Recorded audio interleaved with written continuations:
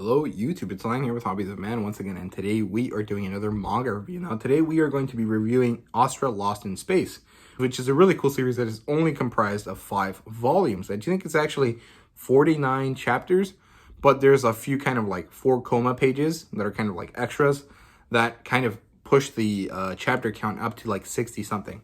So yeah, Astra Lost in Space is written by Kenta Shinohara, and this is a title that I read for my exploration of science fiction. The publisher here is Viz, and I don't have physical copies because I read this on the Shonen Jump app. So you guys can read that if you have the subscription. It's only $2 for 1 month of service, and you can read up to 100 chapters a day, which actually allows you to do a lot because 100 chapters is a lot of manga, and there's quite a few series that are less than 100 chapters. Or there's series that are longer that if you read 100 chapters a day, you can finish in less than a week. So yeah, it's a pretty good deal. I actually quite enjoy it. Now, the demographic here is Shonen. Obviously, is a Shonen Jump title, which is actually not that obvious because the Shonen Jump app, the Viz one, actually has things that are not Shonen Jump specifically, but rather Jump magazine manga overall, right? So like things like Kaiju number 8 and Spy X Family and stuff like that are not actually Shonen Jump titles. They're Jump Plus titles, which is not the same thing. But it's kind of like owned by the same people anyway, so it doesn't really make a difference. And the genres here are science fiction, and I guess you could say it's a survival story, so there's elements of that as well. But overall, it's just mostly science fiction and a little bit of sprinkling of comedy here and there. Now, adaptations-wise, this has a single core anime. I think it's 12 episodes exactly, which is pretty nice. I haven't watched it, but I think it would probably be really enjoyable. And I guess the big climax would probably happen about around the 8th chapter or 8th episode, I guess, but I'm not really sure how it got, spread out. Now, the premise here is basically that on a school trip that all kids or all teenagers take at one point, a group of students that get singled out for some reason get stranded on this planet that they were supposed to go on and have to deal with this kind of like ball of energy that kind of like sweeps through and takes them away from where they are. And now they're stranded in space. And so what do they have to do? They happen to have access to a ship that they found like just chilling in the air where they got deposited. And now they have to make their trip back home via this spaceship. And it's going to be a very difficult trip. They have to stop consistently like every 20 days or so in order to restock their food supply. And along the way, they stop at a lot of different planets and kind of develop a bond with each other and figure out why it is that they got stranded. And it's a very good story. I really enjoyed it. I'm gonna be honest with you guys though. I started the story. First 4 to 5 chapters didn't really grip me that much. I knew it was gonna be good because a lot of people say it's good, and it actually did live up to the hype, which is awesome. But it takes a few chapters to get enjoyable. And once you get there, it's so good. And especially at the end, oh my god, it's just really, really nice. So yeah, let's just jump into the review here. The plot line is super solid. I really enjoyed it. It has a good kind of feel all around, but the starting is kind of slow, like I said. But it ends up very nicely, pretty intensely as well. There's a lot of good intrigue and a lot of survival-based tension about like situations happening that you don't think the characters are gonna make through, but they actually eventually do because the guy that's in charge, Kanada, happens to be very able as an individual in terms of like athletics. Which is really good when you're kind of having a survival situation, right? Obviously, all the other characters also add into helping everyone survive, but it's kind of really meaningful, and I really like it. It's not really battle-based, but I really love it anyways. I'm going to be honest, I do usually enjoy battle shonen more than just other types of shonen, but the fact that it's not battle shonen doesn't mean that there's not a lot of good tension and that there's not a lot of good stuff to learn from it. So I really enjoyed it. I heard it was canceled, so that kind of, to me, makes the ending even better than I thought normally, because if it was canceled like halfway and they only give him like 10 chapters to finish the story, he did a really good job with wrapping up everything really nicely. But I'm not really sure if that's true. I've heard people say different things, and I know that the story doesn't really feel like it was canceled at any point. It feels very well done, like it was a full story planned out. Maybe it had to be crunched down, but I don't feel that it was canceled, maybe just shortened. So Yeah, I'm not really sure though. If anyone does know, please let me know down in the comments. Now, yeah, the plot line is good. Like I said, you meet the characters in the first couple chapters, and then they go on their exploration trip, and then they end up stranded, and now they have to find a way to make it back home to the planet Astra. And in order to do that, they find a route to take that allows them to replenish their food supply along the way so that they don't starve. Because if they had gone straight to Astra from the planet they found themselves in, they would have not survived. So they take this kind of like circuitous route across space, where they manage to stop at a new planet every once in a while. And then they do stuff at the planet, like they gather resources, they find the flora and fauna, find what is edible and what is not, and then they move on to the next place. And there's this kind of repetitive nature to this story, but it actually never gets boring because each planet is different.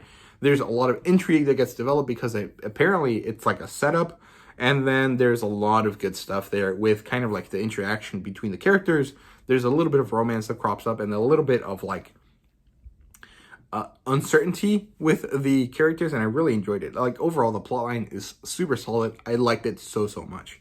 Now, characters wise, there's 10 characters total. There's 8 teenagers, 1 child, and 1 adult that joins the crew later on along their trip.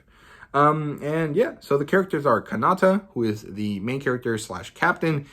I want to say main character, but I don't necessarily think it's true. I think everyone in the cast is a main character. It just happens to be that Kanata has a little bit more focus because he's a team leader and because he's kind of like the one through which we see the story, kind of like the one the story focuses most on, is what I'm going to say. Because Aries, the second character, is actually the narrator in a kind of like fairy tale-esque way where like Natsu is the character that we get most story from, but Lucy is the one that tells the story to us, right? So it's kind of like that.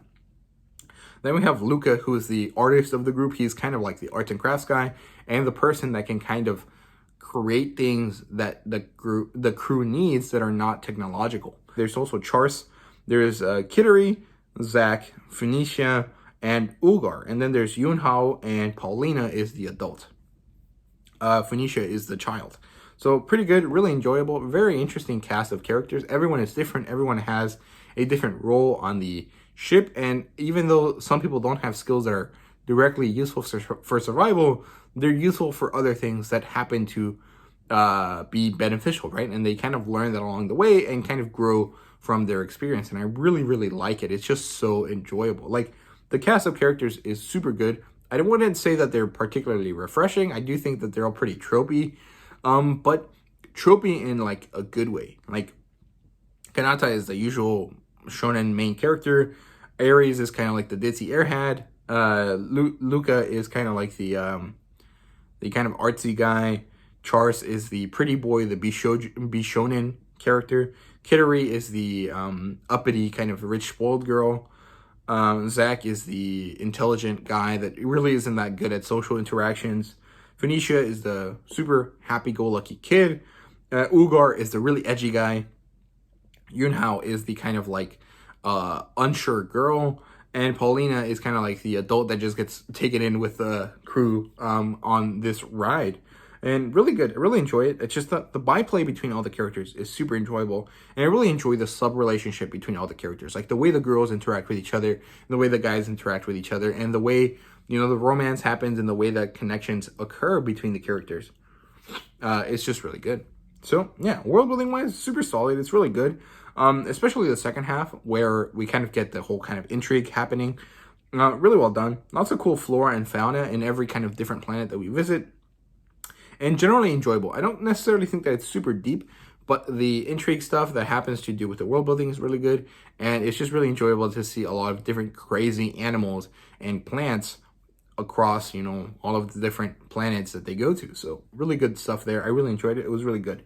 Art-wise, it was really enjoyable as well. I think that mangaka does really good with the mechanical design of the spaceship and the flora and fauna. The characters, in my opinion, could use a little bit more work, but their design is pretty nice. They're all pretty individual and unique. There's characters of all different types of skin tones. And generally, there's also characters of a lot of different nationalities, like Charles and Zack look very Western. Kanata kind of looks Asian. Aries is pretty Western as well. Luca and Olgar and Yunhao are kind of like, well, Luca is kind of Western, but Yunhao and Olgar are kind of more Eastern. So there's a lot of variation of characters and character types. And although technically they're all Japanese because it's manga, they all have like a lot of variation and diversity in their character design. And I think that's really awesome. I really like that. And yeah, just really good in general. Fan service wise, there's some very minimal amounts. And mostly it's just like kind of a gag. It's kind of like for funsies. It's not really like, look at all of these sexy characters. It's not really like that. And there's also fan service for both. There's fan service where it's like the girls getting objectified, sexualized, whatever you want to call it. And there's also situations where it's the guys. And it's from a female perspective, that the guys are getting sexualized in a kind of like fujoshi kind of way.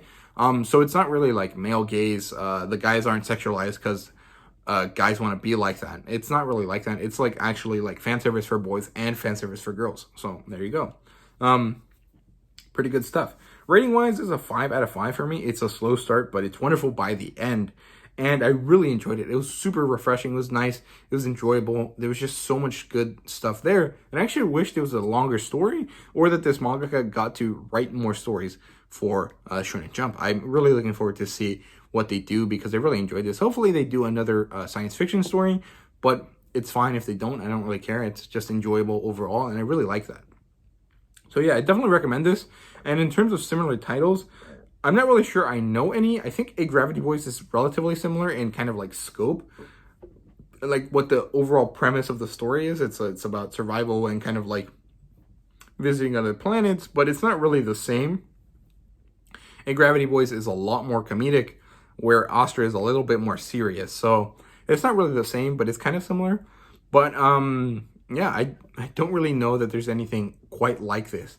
So yeah, that's my not helpful similar title section. So yeah, that's it for me though. I hope you guys enjoyed this video. If you did, please leave a like, subscribe, and comment down below. Let me know what you thought. Thank you guys so much for watching. I really do appreciate it. And yeah, see you guys later.